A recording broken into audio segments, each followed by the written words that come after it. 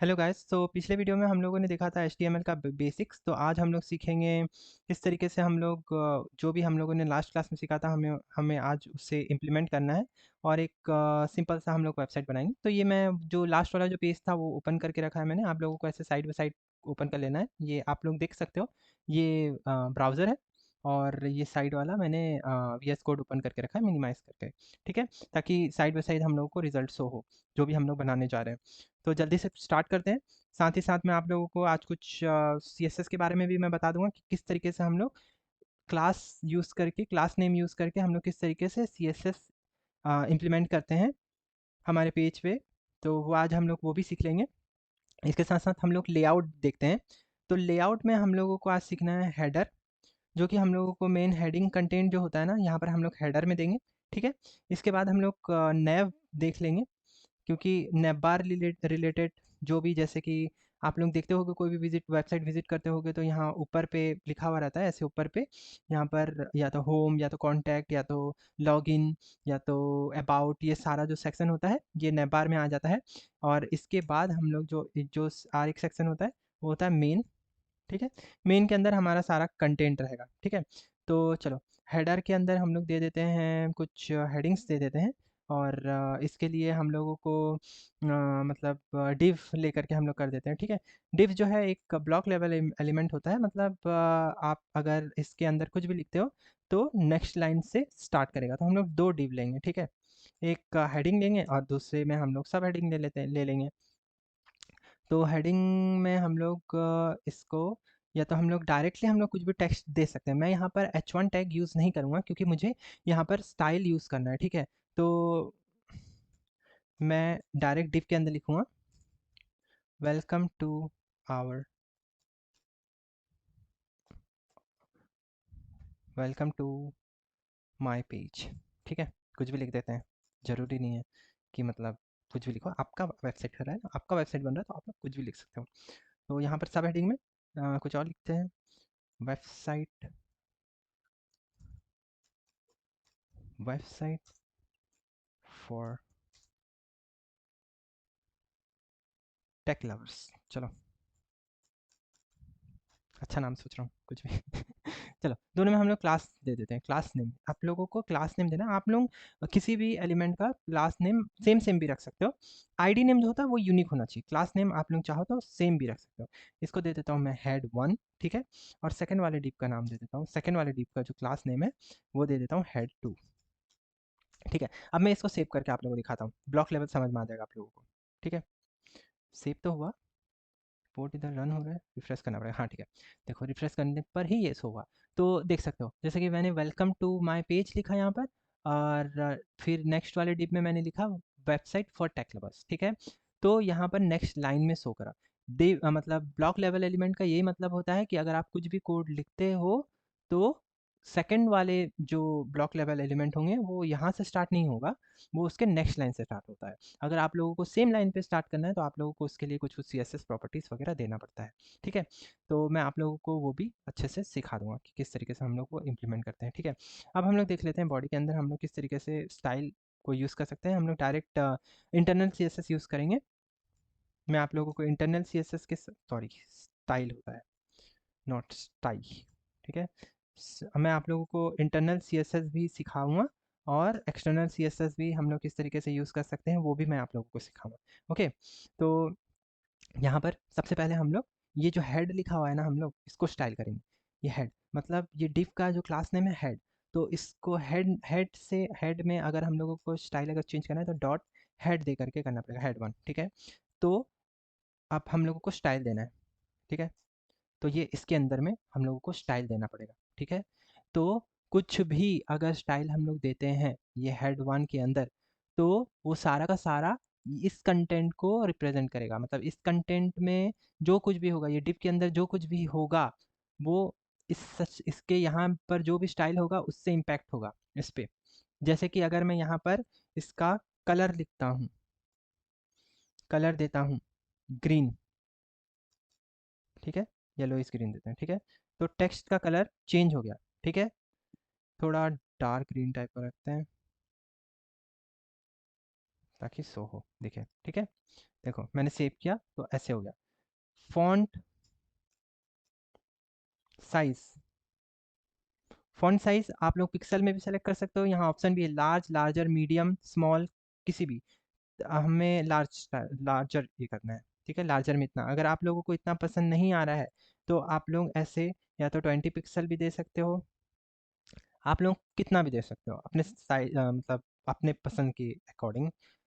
तो देखो ये 50 पिक्सल कुछ ज़्यादा ही बड़ा हो गया, मुझे रखना है 35 पिक्सल। ओके 35 पिक्सल सही है। फॉन्ट वेट, जैसे हम लोग बोल्ड वगैरह लिखते थे ना, तो हम लोगों को फॉन्ट वेट दे करके बोल्ड देना होगा। बोल्ड दे दिए तो टेक्स्ट बोल्ड हो गया, ठीक है। अब हम लोग चाहते हैं कि जो टेक्स्ट है वो सेंटर में रहे, ठीक है। तो हम लोग जैसे बाकी कुछ यूज़ करते हैं अलाइनमेंट के लिए, हम लोग अलाइन करते हैं सेंटर, तो इसी तरीके से हम लोग टेक्स्ट अलाइन सेंटर करेंगे, ठीक है। टेक्स्ट अलाइन सेंटर, तो ये सेंटर में आ जाएगा, ठीक है। आप लोगों को समझ में आया? तो ये पहला का हो गया, ठीक है। अभी इसको भी हम लोग क्या करते हैं, सेंटर पे ला देते हैं। तो इसके लिए हम लोगों को क्या करना पड़ेगा, इस वाले का क्लास नेम पर स्टाइल देना पड़ेगा, ठीक है। चाहे तो हम लोग दोनों एक ही क्लास नेम दे सकते हैं, जैसे कि अगर यहाँ हेड 2 है ना, यहाँ पर भी मैं अगर हेड 1 अगर कर देता हूँ और सेव कर देता हूँ, तो दोनों का क्लास नेम सेम हो गया, यानी कि ये सेम स्टाइल दोनों पे अप्लाई होगा, ठीक है। आई होप आप लोगों को समझ में आ रहा है। लेकिन हम लोगों को ऐसे सेम स्टाइल में नहीं लिखना है, हम लोगों को दो अलग अलग स्टाइल में लिखना है। तो हेड 2 के लिए मैं अलग से स्टाइल लिखूंगा सॉरी। हेड 2 के लिए हम लोग क्या करेंगे, सारा कुछ सेम रखेंगे, बस टेक्स्ट अलाइन को हम लोग सेंटर कर देते हैं, क्योंकि ये सही लग रहा है ना, मुझे तो ये सही लग रहा है, ठीक है। अब हम लोग एक काम करते हैं, इसका बैकग्राउंड भी दे देते हैं, ये जो हेडर है, हेडर का भी बैकग्राउंड दे देते हैं कुछ कुछ, ठीक है। तो हेडर के लिए हम लोग चाहें तो इसका भी कुछ क्लास नेम दे देते हैं, और फिर उसके बाद हम लोग उसमें भी कुछ कुछ करेंगे, या नहीं देते हैं, चलो इसमें नहीं देते हैं, या नहीं, मैं आप लोगों को सिखाने के लिए दे ही देता हूँ।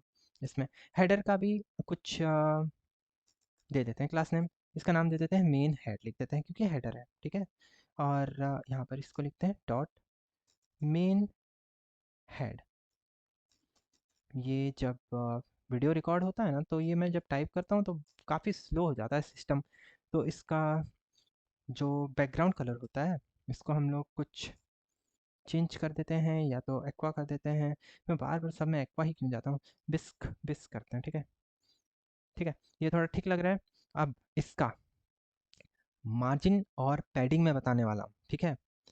ये ध्यान से समझना, ये बहुत ज़रूरी है।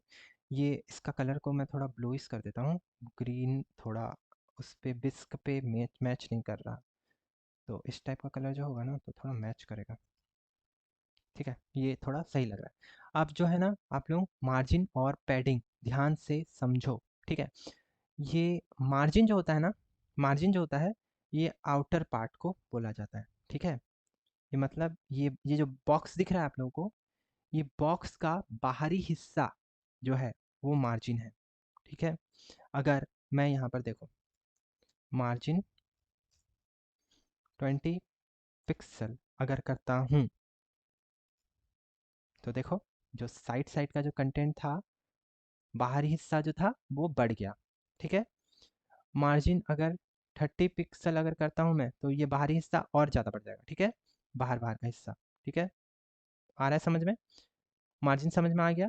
अब पैडिंग समझो, पैडिंग जो है ये अंदर का हिस्सा, मतलब ये जो अंदर का जो बॉडी है ये, और मेन कंटेंट में क्या आ रहा है, ये जो टेक्स्ट है, ये टेक्स्ट है, ये इसके बीच में जो गैप है उसको बोला जाता है पैडिंग, ठीक है। तो देखो मार्जिन ना टॉप होता है, राइट होता है, बॉटम होता है और लेफ्ट होता है, ठीक है। तो ये चारों तरफ से मार्जिन अभी 30 पिक्सल है, ठीक है। अगर हम चाहें तो सिर्फ मार्जिन टॉप 30 पिक्सल भी दे सकते हैं, तो उससे क्या होगा, सिर्फ ऊपर का हिस्सा में मार्जिन आएगा, ठीक है। आई होप आप लोगों को समझ में आया होगा मार्जिन क्या है, ठीक है। अब पैडिंग में देखो, पैडिंग में क्या फ़र्क होता है। पैडिंग में क्या होगा ना, ये जो अंदर का जो हिस्सा है, ये मतलब ये जो इतना, ये जो पैडिंग लेफ्ट है ना, देख लो इतना लंबा है पैडिंग लेफ्ट, ठीक है। पैडिंग राइट भी बहुत लंबा है, और पैडिंग टॉप जो है छोटा सा है।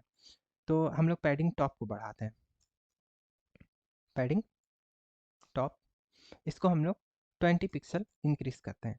तो देखना जब हम लोग 20 पिक्सल इंक्रीज करेंगे ना, तो ये जो डिब्बा है ना, ये जो बॉक्स है ना, ये टोटल बॉक्स ये बढ़ जाएगा, क्योंकि जो मेन कंटेंट है, मेन कंटेंट है, ये बॉक्स के बीच में जो गैप है वो बढ़ेगा। अब मेन कंटेंट का तो साइज छोटा होने वाला है नहीं, क्योंकि मेन कंटेंट का जो मतलब जो टेक्स्ट है, टेक्स्ट का साइज हम लोगों ने 30 पिक्सल रखा है, ठीक है। अब हम लोग इसको अगर इसका गैप को अगर बढ़ाना चाहें, तो या तो टेक्स्ट छोटा हो जाएगा तो गैप बढ़ेगा, या तो बॉक्स बड़ा हो जाएगा तो मतलब या तो बॉक्स बड़ा हो जाएगा तो गैप बढ़ेगा, ठीक है। तो टेक्स्ट तो छोटा नहीं हो सकता, टेक्स्ट के लिए हम लोगों ने ऑलरेडी फॉन्ट साइज दे दिया है। तो अभी अगर पैडिंग अगर हम लोग सेव करते हैं तो देखो बॉक्स का साइज बढ़ गया ऊपर, ठीक है, ऊपर बढ़ गया। पैडिंग बॉटम भी हम लोग देख लेते हैं, पैडिंग बॉटम भी हम लोग दे देते हैं 30 पिक्सल, तो नीचे से भी बढ़ जाएगा, देखो नीचे से भी बढ़ गया। मार्जिन टॉप हटा देते हैं, मार्जिन टॉप हटा देते हैं हम लोग, ठीक है, मार्जिन टॉप हम लोगों ने हटा दिया। अब देखो मार्जिन फिर भी ऑलरेडी थोड़ा थोड़ा शो कर रहा है, ठीक है, मार्जिन शो कर रहा है। तो हम लोग चाहें तो मार्जिन माइनस में भी जा सकते हैं, ठीक है। अगर मार्जिन हम लोग माइनस में अगर हम लोग चाहते हैं तो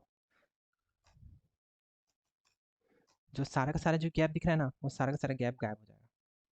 सॉरी, मैंने माइनस देना भूल गया था, माइनस दोगे तो सारा का सारा गैप गायब, जो 10 पिक्सल का जो गैप था ऑलरेडी वो गायब हो गया, ठीक है। वो बॉडी की तरफ से थोड़ा सा मतलब पैडिंग आ जाता है, तो बॉडी का पैडिंग अगर हटा दें तो वो उससे भी हो सकता है, ठीक है। ये हो गया। अब देखो हम लोगों ने पैडिंग दिया था, पैडिंग देने के बाद हमारा जो कंटेंट जो था, मतलब पैडिंग देने के बाद हमारा जो बॉक्स का साइज जो है ना वो बढ़ जा रहा है, ठीक है, बॉक्स का साइज़ बढ़ जा रहा है। अगर हम लोग चाहते हैं कि बॉक्स का साइज़ इंक्रीज़ ना हो, तो उसके लिए हम लोगों को बॉर्डर बॉक्स बॉक्स साइजिंग हमें बॉर्डर बॉक्स देना होगा, ठीक है। इससे क्या होगा, हम लोगों को जो मतलब एक मिनट,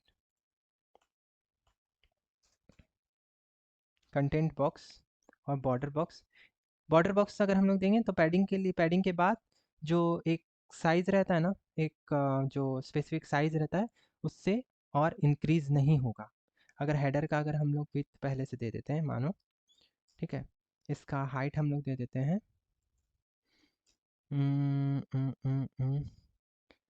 20 पिक्सल, 20 नहीं, 20 तो कम हो जाएगा, 50 पिक्सल अगर हम लोगों ने दे दिया, ठीक है। 50 पिक्सल हम लोगों ने दिया, 50 पिक्सल नहीं, क्योंकि 35 पिक्सल ऑलरेडी इसका है, टेक्स्ट का है, तो हम लोगों को 100 पिक्सल देते हैं, ठीक है। 100 पिक्सल हम लोगों ने दे दिया। अगर अब हम लोग पैडिंग को बढ़ाते हैं तो देखते हैं क्या होता है, पैडिंग 80 पिक्सल करते हैं, तो देखो अब अगर हम लोग पैडिंग को बढ़ा भी रहे हैं तो बॉक्स का साइज इंक्रीज नहीं हो रहा है, ठीक है। लेकिन अगर ये बॉर्डर बॉक्स को अगर हम लोग हटा देते हैं, कमेंट करने के लिए देखो आप लोगों को कंट्रोल के साथ साथ आपको जो स्लैश आइकन होता है या क्वेश्चन वाला आइकन होता है, क्वेश्चन वाला बटन है, कंट्रोल क्वेश्चन मार्क सेलेक्ट करना है दोनों को एक साथ, तो ये कमेंट हो जाएगा।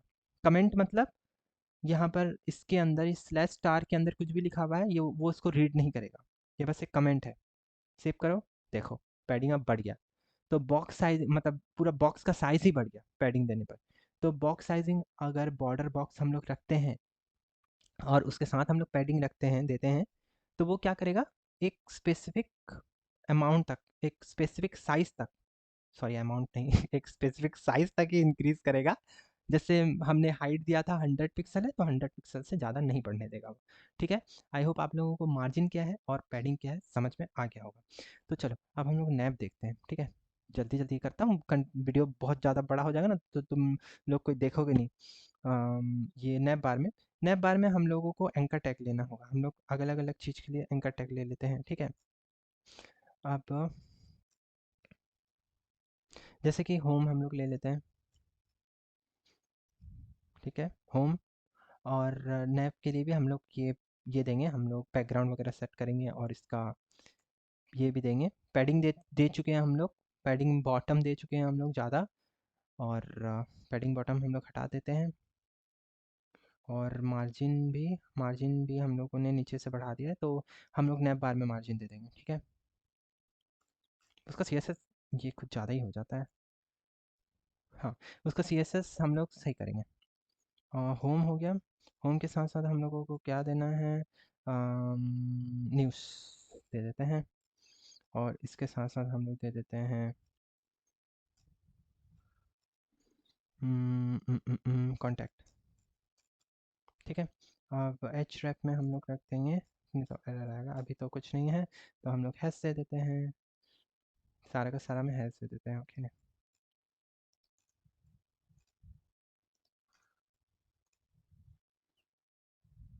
ठीक है। अब हम लोग अलग से एक डिव भी ले लेते हैं, क्योंकि लॉगिन को हम लोग थोड़ा अलग में, थोड़ा दूर में शो करना है हम लोग को। ठीक है, तो इसके लिए थोड़ा हम लोग ये कर देंगे, इसके लिए हम लोग लॉगिन दे देते हैं, लॉगिन और साइन अप, क्योंकि दोनों होता है ना, या तो लॉगिन करेंगे या तो साइन अप करेंगे। तो देखो अभी फ़िलहाल ऐसे दिख रहा है, ठीक है सारा कुछ। मेन्यू के लिए भी, नैप बार के लिए भी हम लोग दे देते हैं मेन्यू नाम दे देते हैं, ठीक है, और इसका नाम दे देते हैं लॉगिन मेन्यू। ध्यान रहे थोड़ा रिलेवेंट नेम होना चाहिए, ठीक है। कभी भी आप लोग क्लास नेम देते हो तो थोड़ा रिलेवेंट नेम होना चाहिए। मैं थोड़ा गड़बड़ कर देता हूँ ये सब इस चीज़ में थोड़ा, जबकि नहीं करना चाहिए।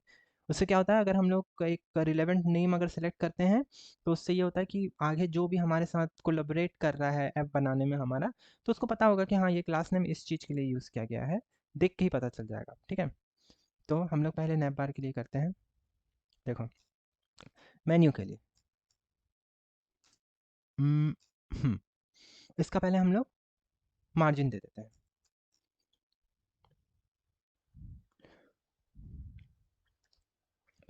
तो वीडियो काफ़ी लंबा हो रहा था, इस वजह से मैंने जल्दी जल्दी कोड लिख लिया इसमें का स्टाइल का। तो इसका कलर भी थोड़ा चेंज कर देते हैं, मैं आप लोगों को ये समझाता हूँ कि ये कैसे हुआ है सारा का सारा।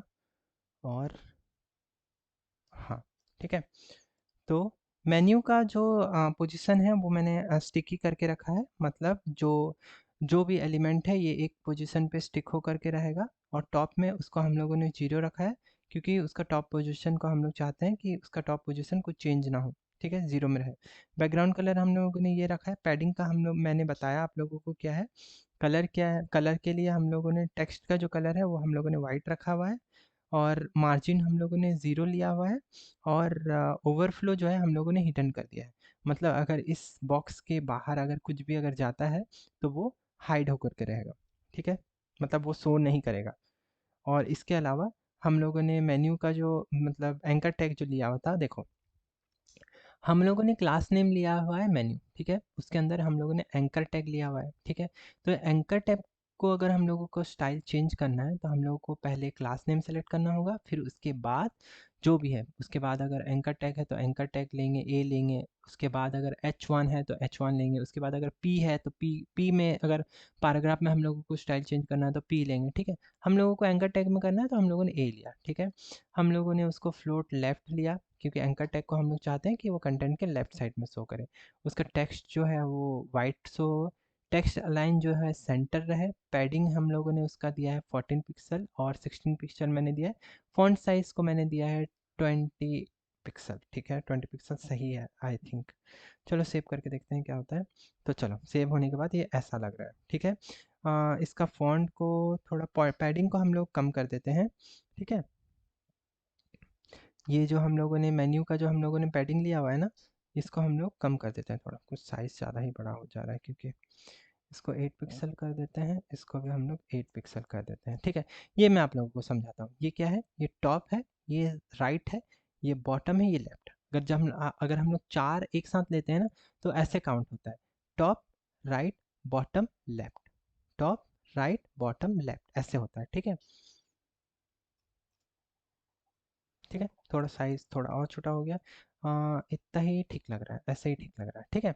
तो ये हो गया हमारा, ये हेडर का हो गया, और ये हमारा नैप बार हो गया। अब हम लोग इसमें अगर हम लोगों को कुछ भी कंटेंट अगर हम लोग को शो करना है तो हम लोग इसमें कंटेंट भी दे सकते हैं। तो जैसे मेन में हम लोगों को कुछ भी हम लोगों को कंटेंट देना है, हम लोग चाहे तो इमेज वगैरह भी शो कर सकते हैं या कुछ भी। अब मेन के बाद हम लोगों को और एक सेक्शन देखना है जो कि होता है फुटर, ठीक है। फुटर में भी कुछ वैसे ही होगा। फुटर में भी हम लोग एक काम करते हैं, फुटर में हम लोग डायरेक्टली h3 दे करके, या फुटर में भी मैं कुछ डिप दे करके उसमें टेक्स्ट दे देता हूँ, और फिर उसको भी हम लोग स्टाइलिंग कर लेंगे थोड़ा सा। ठीक है, तो यहाँ पर लिख देंगे दिस इज फुटर सेक्शन। बहुत धीरे धीरे टाइप हो रहा है, बाय कोडिंग पाथ।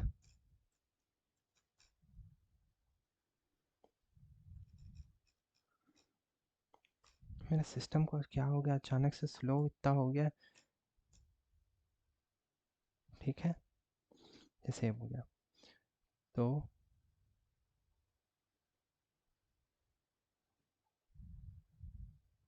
0%। ठीक है, हम लोगों ने कंटेंट नहीं दिया है, इस वजह से ये ऐसे शो हो रहा है। तो मेन का जो है हम लोग स्टाइल में, क्योंकि फुटर का जो सेक्शन होता है वो सबसे लास्ट में होता है, ठीक है, इस वजह से। तो इसका मेन का जो स्टाइल है, हम लोग इसका हाइट ही सेलेक्ट कर लेते हैं।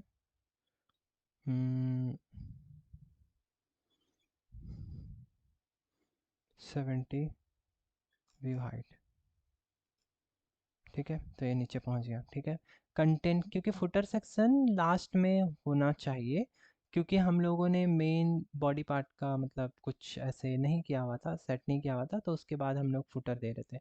अब बिना मतलब कंटेंट के हम लोग उस पर अगर फुटर रखते हैं तो वो लास्ट में वो सिलेक्ट करता है। ठीक है, तो हम लोग फुटर का भी बैकग्राउंड कुछ दे देते हैं, बैकग्राउंड कलर। फुटर का भी बैकग्राउंड कलर इसी के साथ ही सेम कर देता हूँ।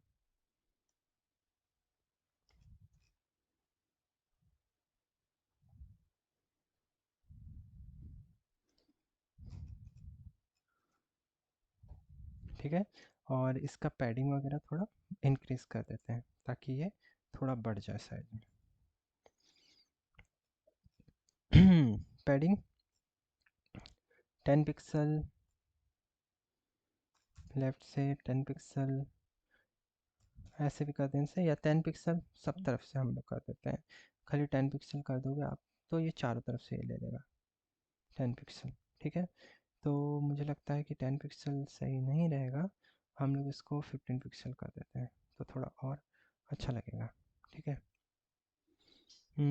तो हम लोगों को इसका भी ऊपर में भी हम लोगों को नहीं, 10 पिक्सल ही सही है, वरना हम लोगों को ऊपर के में भी ये करना पड़ेगा 8 पिक्सल। ठीक है, अब बेटर लग रहा है, और हमें इसका जो पैडिंग है इसको 10 पिक्सल कर देते हैं, 100 पिक्सल हो जा रहा है ये। ओके, टॉप राइट, बॉटम में भी राइट और ये में भी दे देते हैं, क्योंकि उससे वो गैप क्रिएट हो रहा है। ठीक है, और हम लोग इसका